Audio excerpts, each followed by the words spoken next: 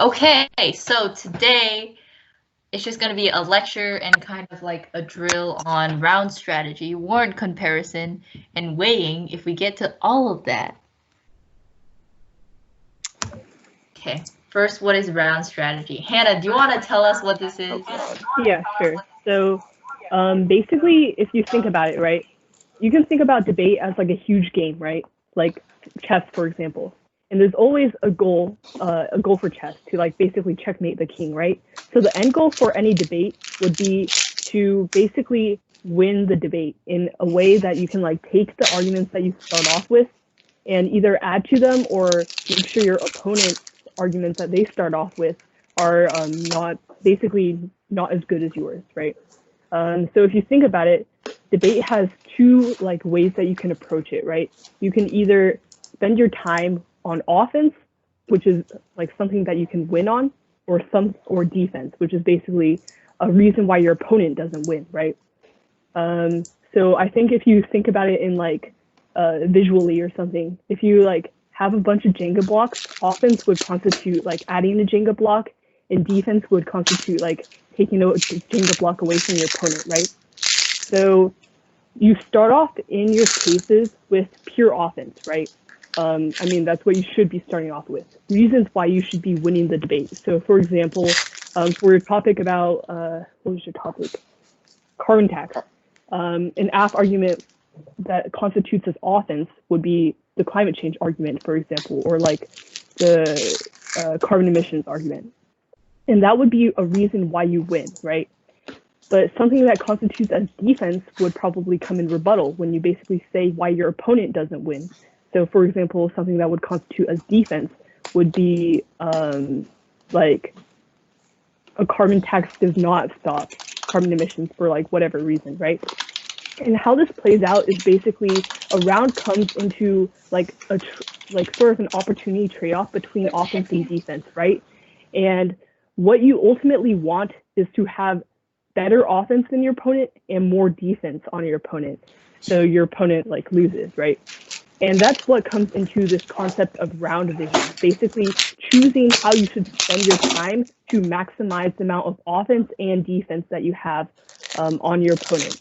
And the reason why that's really important is because times in public forum get smaller and smaller, right? So you have less time to basically develop your arguments. And the reason why that's really important is because it comes into this concept of basically collapsing. And what that means is you choose arguments because like the amount of time that you have goes down, but the amount of arguments that you have to deal with basically go up. You have to pick and choose the amount of arguments that you know can win you around. Like, for example, if you had like 3 pieces of offense in case, 3 reasons why your judge should vote for you, and your opponent takes like all of their rebuttal, responding to the first 2 of your reasons that you should win. Basically, what that means is that there's really strong defense that your opponent has put on your 2 pieces. Sorry to interrupt you, but Ariel says, so she clicked the link that you put in that chat earlier, but then it brought her to the same meeting, and she can't get in this one for some reason. And she's not able to switch into like the Interlake section of Teams. It's in Bellevue School District, and it's really weird. Wait, she can't? Oh dear.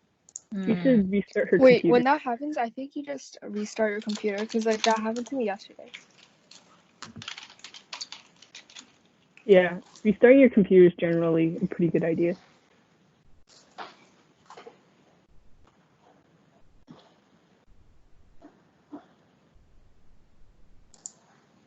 Nicole, where are my slides?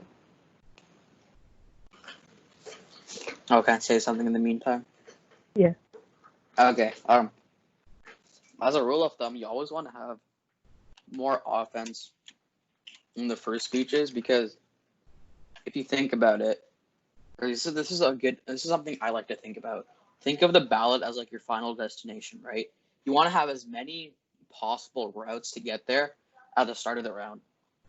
So, for example, on neg, you want to have I don't know, like outsourcing and like economic decline, right? Those are 2 very solid ways for you to reach the ballot, which is your final destination. And then later on in the round, if they put lots of defense on like economic decline, for example, think about that being like lots of roadblocks on that path. And so since there's so many roadblocks on that path, it's going to be harder to traverse. So instead, go on the path with the least roadblocks, which is going to be the one that your opponent has covered the least, which in that case would be outsourcing. So it's the easiest way for you to get to the ballot. So always choose the easiest way to the ballot, and always have as many solid ways to the ballot available at the start of the round as possible. But make sure you collapse to one final way to the ballot in your summary and final focus. Like, I think that's a good rule of thumb, probably. Yeah, and like sort of adding on to that, it might seem simple to like just go for the argument that is like worst covered by your opponent, but also what you have to take into account is like how pieces of like offense are like compared to each other, right? So for example, if your opponent spends like a lot less time on an argument that is not strong for you, it doesn't make sense for you to go for that argument, because even if you win it, it's not going to win you the round, right? Like, for example, if you read two contentions in your case, one about like climate change and one about like, I don't know, something irrelevant, like, I don't know, some like what's something really bad? What's like really bad? Like 50,000 jobs, for example. Yeah, like some minuscule amount of jobs, right? Even if this is like a really waterproof contention in that like your opponent can't respond to it, it doesn't really matter if you win this contention if your opponent wins anything that is stronger than this minuscule amount of jobs, right? So you always have to make the trade-off between determining what is most effective for you to go for in order to win a round, but also what's most effective for you to go for in terms of like how much defense your opponent has put on this argument. Where is Nicole? Which is why I think, like generally speaking, if you want to make sure that the impacts in your constructive are impacts you can win the round off of. Don't have a 50,000 job impacting your constructive if you know you can't win the round off of it. Make sure everything in the constructive leads up to something that you can win the round off of. If it isn't, then it's just a waste of time. Yeah. So that comes into like this time trade-off, right? There's not really a point in you reading this 50,000 jobs impact because it's a waste of time and it won't win you the round, right? So every single second you spend in a speech should be working towards something that can win you the round, right? So for example, spending time talking about how a carbon tax is gonna like lose 50,000 jobs is not a worthwhile use of time, because even if this was true, it won't win you the round, right? Hannah, Yeah. I sent you the PowerPoint. It's in your Gmail. Okay, hold on. So can you share while I add people? Thanks. Which email? You could just Tiny put it in time. the files on the Teams.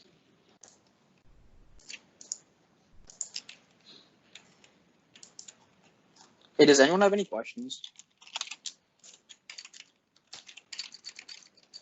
I don't see it. What? Oh yeah, Okay. and like ask if you have questions, because this is like stuff I didn't figure out until I was a sophomore. Oh, weird. Well, if nobody has questions, I'm gonna just do what we did in LD and pick on people and make them. Wait. Okay, who's here? Let's see. Nice hair. Hey, Jerry. Jerry. Why always me first? Oh, you show up on my screen first. What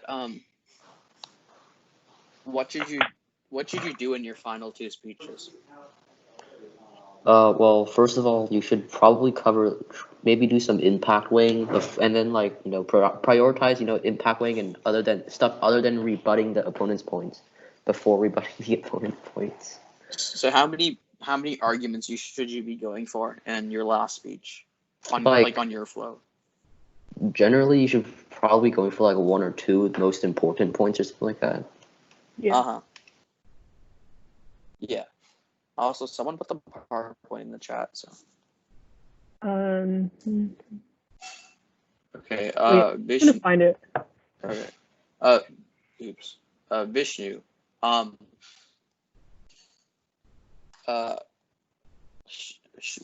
what should the impacts in your constructive speech always be able to do? Like, what's a requirement when you're deciding if something should be in your constructive speech? Well, I just joined, so I'm not sure.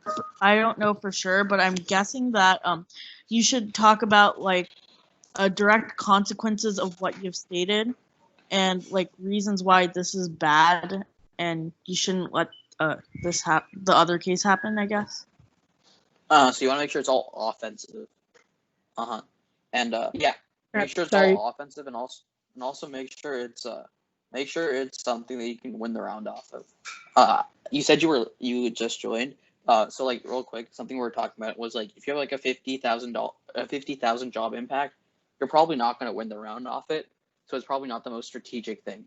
Make sure everything the AC is something you can win the round off of. Okay, thanks. Yeah. Wait, can you all like see my screen? Oh, yeah. Okay. So we're gonna keep on going. So on this concept of like collapsing, right? The most important thing is to go for something that has a combination of basically defense that you know you can beat. Like if your opponent makes an argument against your argument, you know that you can beat this argument and win your initial argument, and also something that can win you the round. So when you win the argument, you also win the round, right? So that's like basically the concept of collapsing. Basically going for the argument that you feel will best win you the round. So here's some examples, like if you didn't hear them before. It's just like an interaction between a lot of like impacts, right? Like for example, some impacts such as jobs might not be as important as impacts referring to lives, but you can also compare impacts in something called weighing, which we'll talk about later, and you guys probably already all know about. Another example. Wait, what's this supposed to be? I don't know. It's Nicole. Nicole? No input? Okay. Yeah, warrant comparison. So I am not actually sure what this is supposed to be either. Hey, wait, before we go on to warrant comparison, does anybody have any questions about collapsing? Because it's something that's super important and is like a necessary skill in every form of debate, and it's like super hard to do. Like, I still struggle with it in my. Yeah.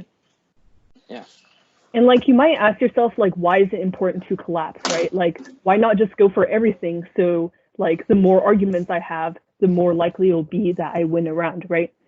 And the reason for that is because it's like sort of a time trade-off, right? If you have 5 arguments, it's near impossible to spend enough time in your last few speeches to adequately develop these arguments to constitute something that will win you the round, right? As opposed to like, because not only do you have to like sort of extend the reasoning for these arguments, but you also have to beat the arguments that your opponent makes against them, but also you have to address the opponents that your the arguments that your opponent makes, right? And there's just not enough time for you to adequately sort of expand on all of these things. But additionally, like any good impact will have you basically have a win condition, right? Like, for example, you can probably take one impact and blow it up into something that can win you in a complete round, right? And the reason why that's important is because the more time you spend on an argument, basically the more time that you can convince your judge that this argument is the most important argument. And the reason why that's really important is because it's basically the most time efficient, right? If you take one argument and convince your judge that is the most important thing, it doesn't really matter like these other 5 other things that your opponent brings up, right? Like, for example, if your one argument is stopping climate change, right? It doesn't really matter if the economy is going to go down or like jobs are going to be lost, right? Because in the like retrospectively, like saving the economy, the climate is more important not only for the economy but for lives in general and like quality of life, right? So, and it's also just easier on the judge. Yeah, and it also just makes your time easier on the judge, right? Because If you have 5 arguments, your opponent has 5 arguments, there's just a bazillion arguments. The judge doesn't really know how to evaluate these arguments, but when a judge is just comparing an argument against an argument, it's a lot easier for them and you to see which one's stronger. One phrase that I think you're going to hear a lot, and that I think holds true, is the idea that you should always try to write the ballot for your judge. So what that means is your final speech, you want to make sure you clearly delineate why you're winning, like in the fashion that, like, as the saying says, judge just write that down on their ballot and it'd be super easy. And so obviously if you just collapse on one argument and you talk about it for like 2 minutes, that's so much easier for a judge to understand and be like, oh yeah, I got my ballot right there, as opposed to if you go all over the place and it's a total mess. So it's always easier on the judge when you collapse as well, I guess. Yeah. And during like the middle school tournament, I saw a lot of people like listing me like these reasons that you should win and like these impacts, right? But what I didn't really hear a lot was why these impacts are important. Like, why is it important that 5 million people lose their jobs, or why is it important that we stop climate change, right? And you sort of have to not only link it back to why I might think, as a judge, might think it's important, but also link it to like the impacts of the round, right? Like, for example, climate change subsumes all other impacts because the economy goes down when climate like is super bad, right? And like people's jobs are going to be lost when climate change destroys like entire cities, right? Like that kind of thing. On this slide about warrant comparison. So warrant comparison is warranting is basically the reasoning for these things, right? I'm sure you all like know that. So warrant comparison is really important that when it comes in, because like good reasoning can make a break an argument, right? If you tell a judge something, but you don't tell them why it's happening, the judge becomes a lot like less willing to accept this argument, right? Right. For example, yeah, and that the reason why that's really important is because you can make like alternate claims, but the warranting behind them is really what tells the judge what to believe, right? So for example, in these two cases, we have 2 opposing claims, right? Like for example, carbon taxes increase R&D and carbon taxes decrease R&D. And what happens when you have these 2 statements that are backed up by sources is that you have to compare the reasoning between them, right?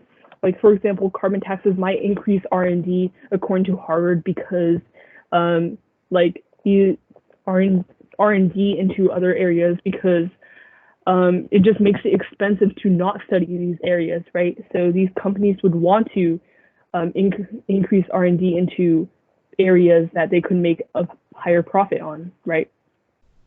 And it would decrease R&D into renewables if we had a carbon tax, because maybe if we have a carbon tax, they have less money to invest in, right? They just have less money overall because you have to like have carbon for everything, right? So when you compare these 2 warrants, you have to make the distinction between why one is more correct in general, right? Like for example, this instance of companies losing money is only applicable to small companies that don't have a lot of stockpiles of money, right? Or this idea of people switching to lower cost energy systems assumes that. Hannah. Yeah. Right. I have to go, but good luck. Yeah, that's fine. Bye-bye. Bye.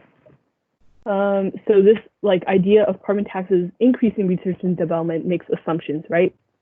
So if you can compare why things are happening and why one makes more sense or is more applicable overall than the other, that can basically win you an argument, right? And beat defense on your argument, or beat an argument that it can act as defense or offense. Warrant comparison again. Yeah. So the basic idea is that there are 2 conflicting claims, right?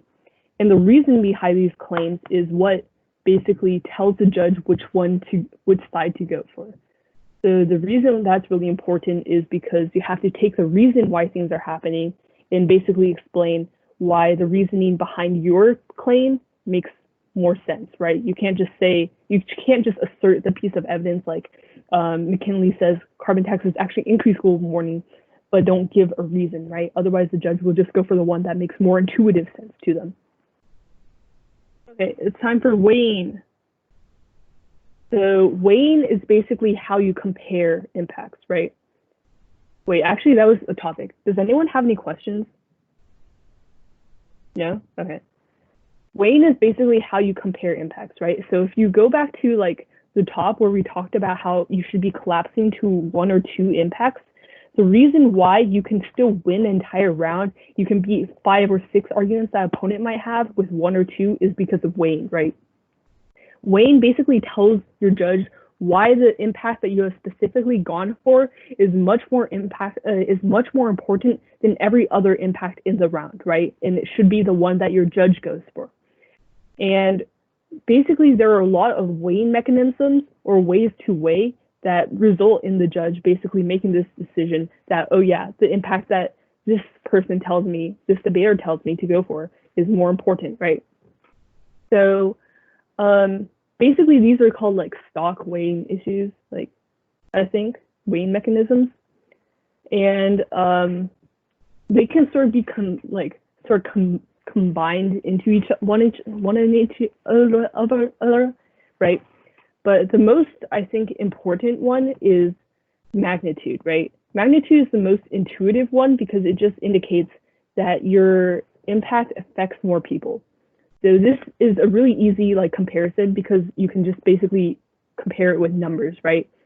My impact kills 1 million people. Your impact only kills 500,000. Therefore, you should vote for me, right? I think magnitude is like the purest form of weighing because you're just literally like telling your judge, like, look, more people are affected. Like, just with my evidence, you know that, right? So you should vote for me.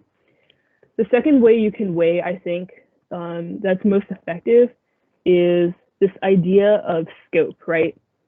So scope basically compares like the impacts and like what they affect. I think it's really easy to get magnitude and scope confused, but I think scope also subsumes a lot of other things, right? Because scope generally indicates how important the impact is in itself, right? Like, for example, if you have an impact that's like 500 jobs, right? That's not only is the magnitude like pretty small, but also the jobs impact just has a bad scope, right? Because jobs don't really like subsume everything, anything else. But an impact like lives is really important because when you're dead, you like literally can't do anything else, right? Like you can't participate in the economy, you can't like be in poverty if you're dead, right? So arguments like lives have a lot of scope because they matter a lot. But things like so they have a better scope than like something like poverty, for example, right? Another way to weigh would be time frame. So time frame is really important, and I think it's really fun to use because basically there isn't really a generalized way of saying which time frame weighing is most important, but generally how people use time frame is saying my impact happens before their impact. And this has basically 2 ways of weighing. I think the less effective way of using it would be to say it happens before their impact, so you will feel the impact before you feel their impact. And the reason why that's important is because if it's an enduring impact, for example, like climate change, it would be like climate change happens faster in their world than in our world, so therefore you should vote for us, right? Something like enduring impact would ensure that time frame has an impact on magnitude. But additionally, time frame, I think, can also have a lot of fun ways to be used because you can basically use time frame as a way to also mess with other people's impacts, right? Like, for example, if you somehow impacted into a recession, for example, you could use time frame weighing and say, if the recession happens tomorrow, what happens is that you can't actually see their impact, right? Which is like nuclear war or something, because the US will have to sell all our nuclear weapons to boost the economy. So there won't be anything to conduct a nuclear war with. Like things like that can let time frame subsume other impacts, right? Because this recession happens before their impact, that means the recession actually takes out their impact. The fourth way to sort of weigh, I think, is also on reversibility, right?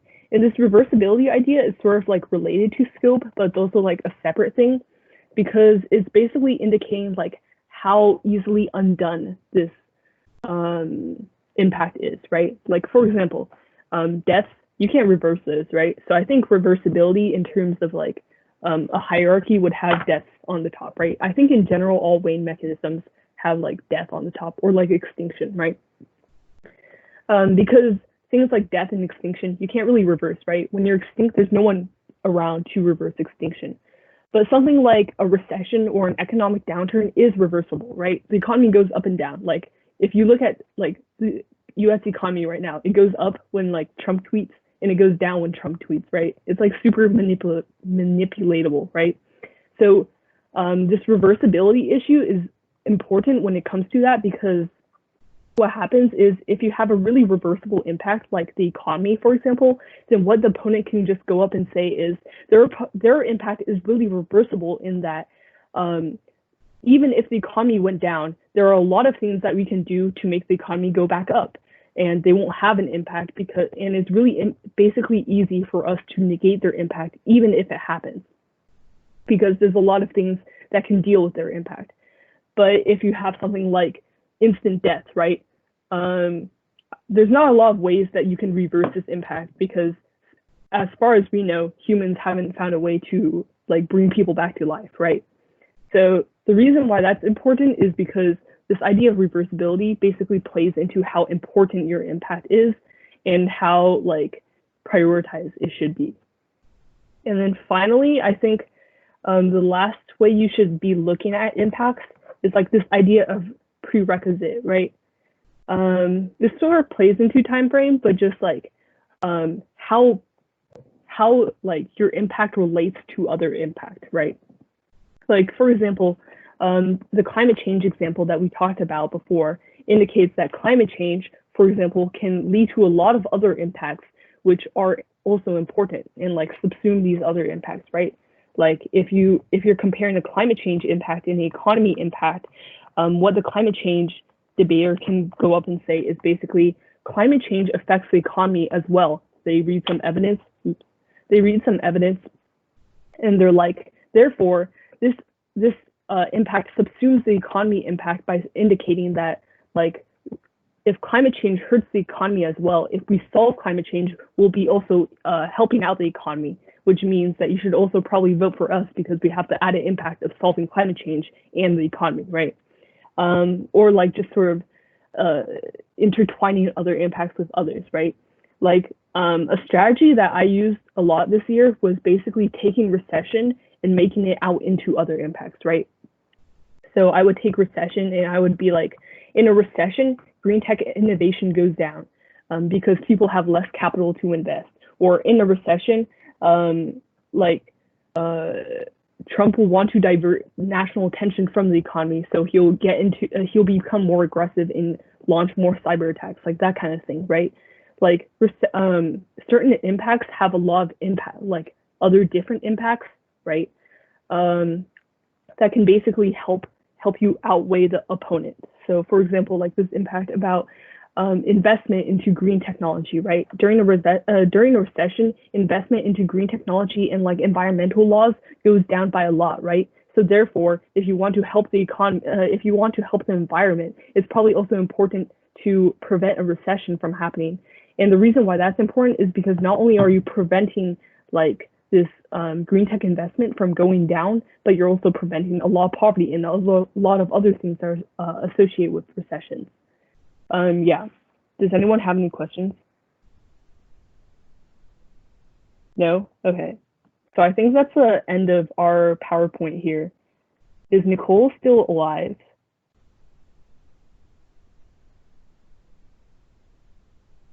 Actually, can someone like say something to make sure like anyone's listening? Oh no, we're done. Okay, thanks. So I think for now, what I'm going to talk to you guys about is just basically like this idea of strategy, right? I think what you have to think about is how debate. I think like a really simple way to visualize this would be like building blocks or something, right? each argument for you constitutes as a building block, and each argument that your opponent makes constitutes as a building block for them, right? And what happens in your case is that you introduce your building blocks, you like stack them all up, right? Because the end goal is to make like the tallest building block tower or whatever, right? So introducing a piece of offense would be adding another block. Introducing a piece of defense would be like, I don't know, shaving a block off, right? Or like punching one off of the building, right? And at the end of the day, what you want to do is have the tallest building. So that's like what constitutes a strategy, right? Debate is just a huge game about like what will win you the round. So this idea, you have to have this idea of time efficiency and time allocation, right? The main limitation on debate is basically how long your time is, because that restricts the amount of arguments that you can basically make and the amount of time that you can spend on each argument. So you take this time and you say to yourself, where do I want to spend it for me to win this round most efficiently? And the way that sort of plays out is basically you spend either more time or less, like you make the decision to spend time on your argument, spend time talking about an argument, and spend time basically refuting your opponent's arguments and how much time you like want to spend on that. Like for example, if your opponent has a really strong argument that you feel like might win them the round if they win, then obviously you spend more time on it, right? Like these sort of things are intuitive, but there's also like other intuitive things that aren't really like applicable, right? And there are also other strategies that aren't like related to how much time you spend on things. Like for example, a certain strategy would at like a certain point would be like speak really fast so they can't understand anything you say, or like focus on flow coverage and rebuttal because their first speaker is really bad, like that kind of thing, right?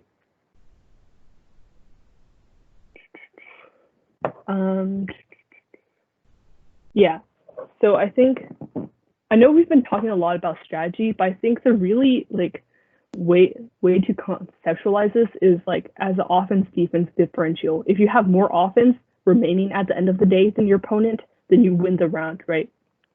So obviously, you can either choose to spend your time making sure your opponent has less offense through defense, or spend more time building up your own offense.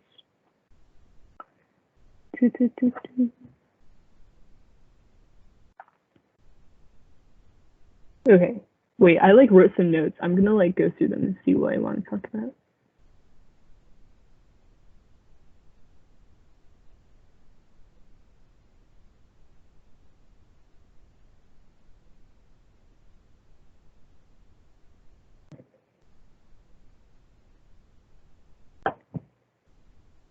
Okay, yeah. So I think this is like sort of the concept of how debate strategy should play out and like the like how things interact, right? But I think something else that's also really important for people like who are debating to notice is like not every judge thinks about like around an offense defense differential like perspective, right? They might not be looking at their flow in a way that like indicates, oh, this person is winning this argument by like how much, right? Or like if they win this argument, they win this whole round, right? So I think something else that is really important to conceptualize is just certain arguments already have established weights to them, right? It doesn't really matter if some obscure argument like desalination will save like 100 million people from like thirst, because arguments such as like poverty or like radiation or like death already have like established connotations to them that already give them a larger weight, right? Like, I don't know, I don't think I'm explaining this really well, but I think that what you have to identify is like all judges have biases, right? Like certain things matter to them more than others. And debate is just a big game about making things matter to them and making your side matter to them so that they vote for you, right? So I think a big problem that people have is just like they can't really get their judges to care, right? Like, why should I care if the economy goes down? Or like, why should I care if like climate change happens, right? like I think what's just really important is getting your judge to identify, like not only like spend time like fleshing out your arguments, but making sure your arguments are sort of like intuitive. They like make sense to your judge, right? People will naturally just go for the argument that they feel like they identify with the most, right? So that's like the perspective of not just winning on the flow, but also winning like the hearts of judges, right? What you want to do is be someone who they can identify with. And the reason why that's really important is because like sometimes you might not be able to understand why judges vote the way they do, but at the end of the day, it all comes down to which team they felt more comfortable voting with, right? And even though that might come from like a place of bias, like they might be more comfortable voting for like a team of two boys because they feel like they're more authoritative on the subject, or they might vote for a team that sounds really calm because they feel like they're engaging on a technical level more. What's really important is the judge basically votes for whoever they feel like can identify with how they think the most. And I think that's really important because not only should you spend time like focusing on, oh, what crazy trick will win, what crazy strategy will like win me the flow, right? Like, should I just like say a bunch of things in rebuttal because I know their first speaker is really bad and they don't have enough time in summary to like actually respond to everything, or like not only should you be like thinking about that kind of strategy, but also just in general, just like trying to be as appealing as possible. And that comes down to like when you even start writing your cases, you should be going for arguments that appeal the most, which are basically lives, deaths, like maybe stopping a war or two, like that kind of thing, right? You should always go big with your impacts because I think there's no point in having small impacts because those small impacts won't like win you the round. So again, coming back to the concepts that we had in the beginning, there's no point in including something that won't win you the round, right? Every single choice that you make should sort of be a path to the ballot. Yeah. I'll talk about a little more about strategy in like the 10 minutes that we have left. So,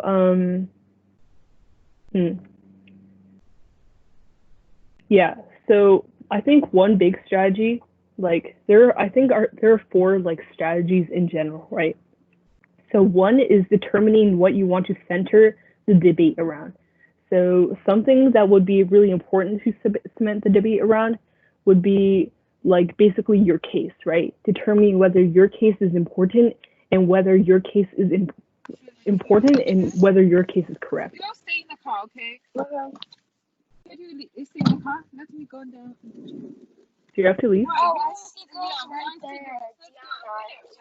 Oh, they're right. Okay, let's go. Right. So the first choice of strategy you should be making is choosing what to center the debate around. So it can be climate change. It can be like radiation. It should be something. Wait, which one's mine? Okay. Right. Or like moral hazards, Matt, like that kind of thing. face mask. The second thing that you should be choosing in terms of strategy in every single round is sort of like this idea of speaker strategy, right? Like, for example, identifying what each speaker that you're going against is good at or bad at and sort of playing against that, right? Like, for example, if their first speaker is good at rhetoric, but they're bad at actually addressing arguments in a like timely manner, then what would be the best solution for that would be for your second speaker to capitalize on the things that they're bad at and basically like read as many responses as they can, because you know that they won't be able to address all of these responses, right? So in your summary, it'll be easy to go up and say, okay, they had like a really fancy summary that gave you a lot of like good rhetoric, right? But they like missed a lot of logical problems, and that's why they lose the round. So the second strategy would be sort of capitalizing on like sort of, what's the word? Like customizing yourself to your opponent. The third strategy would be sort of choosing how you interact with other arguments, right? Like something that's really important, I think, that's more advanced sort of would be using one argument to like link into another argument, right? Because that way you don't even have to read responses. But not only that, it's choosing like what you want to spend the most time on, what you want to like, what specific arguments that you want to carry, even from the beginning of the round, starting from rebuttal into the end of the round, or choosing which arguments that you should spend the most time rebutting, right? So that time allocation is the third point. And the fourth point would be sort of modifying your speaking, right? If your judge is a really technical judge, they've debated before, you can basically read as much as you want and no one will have a problem except for maybe your opponent. But that doesn't really matter because you're appealing to the judge. But sort of this judge adaptation should be probably the most important thing, because it doesn't really matter if you like lose on the flow, right? It doesn't really matter if you lose all three of these other aspects of strategy. If you are able to adapt to your judge and convince the judge that they should be voting for you, like with your charm or whatever, that's probably the most important thing you can do to actually get a judge to vote for you. Yeah, but obviously, like if you lose the flow, it doesn't really matter if your judge is like, if you like judge adapt or not, because clearly, like with a technical judge, it doesn't really matter if you do this first thing, if you don't do this first three, because you like literally wouldn't have adapted to your judge if you didn't win on the flow. Yeah. So that's pretty much all I have to say.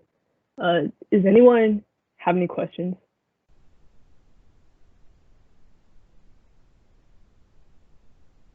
Oh, Troy, you said 10 minutes ago spreading. Yeah, so spreading is basically something that policy like really likes, right? In LD sometimes.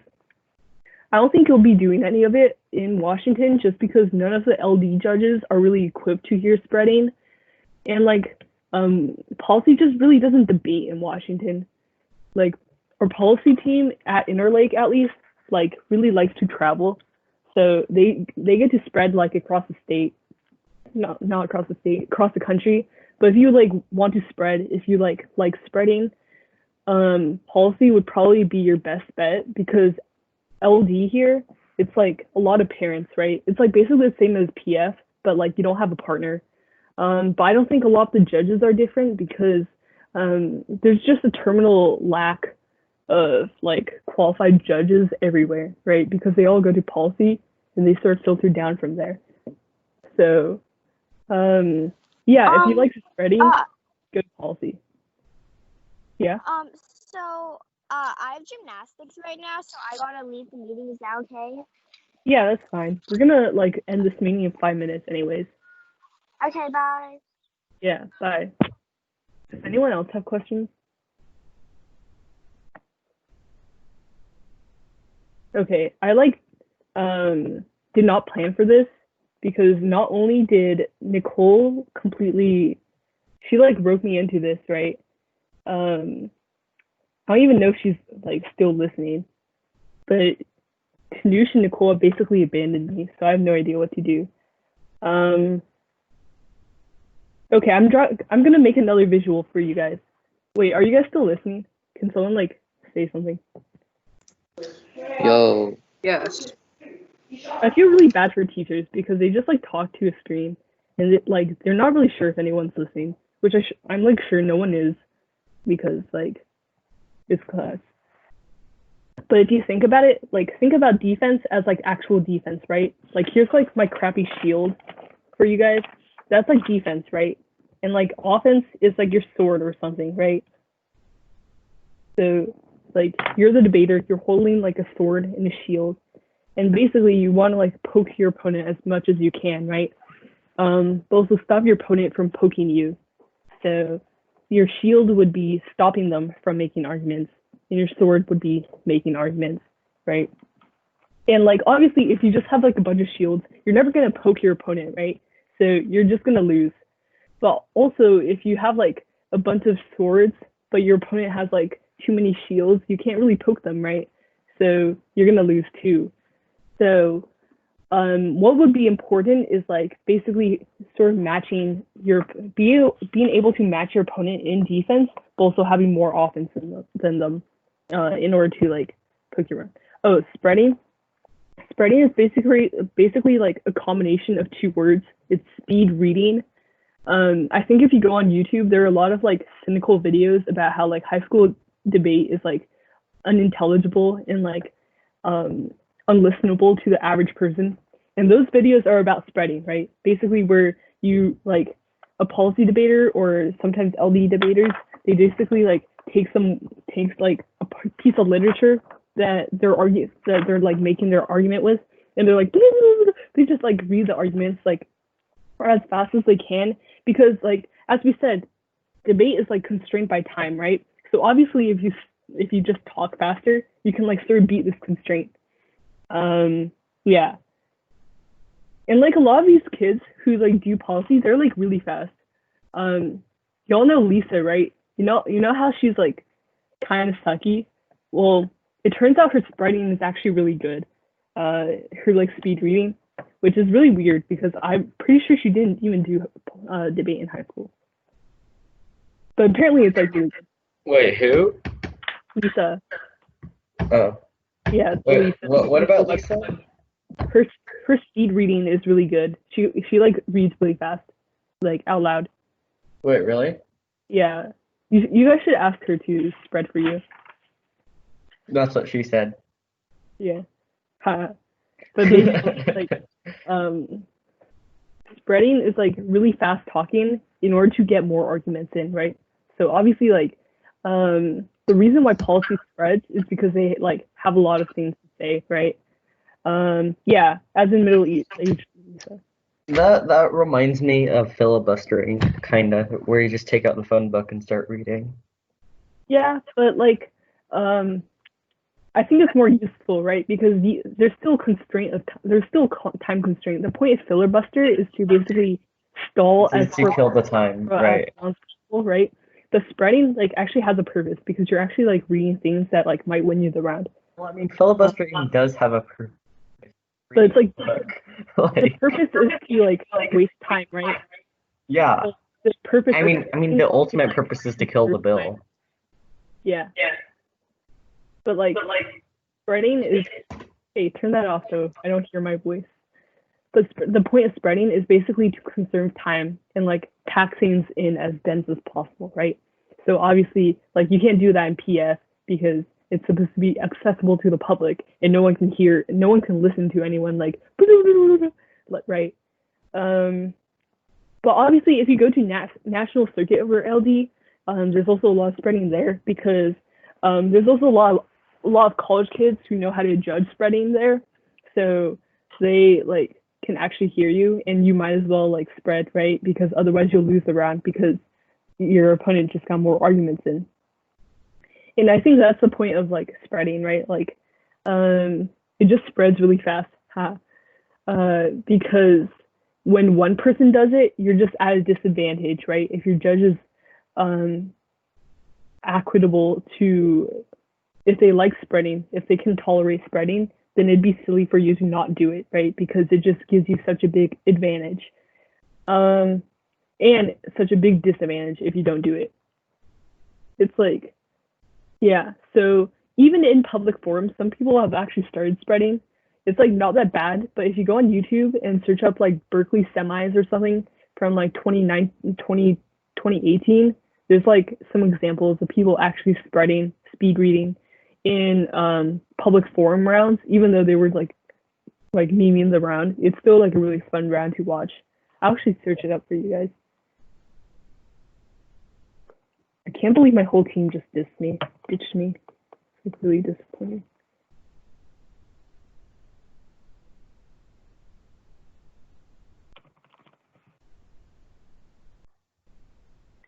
But I'll start a meeting in like 9 minutes.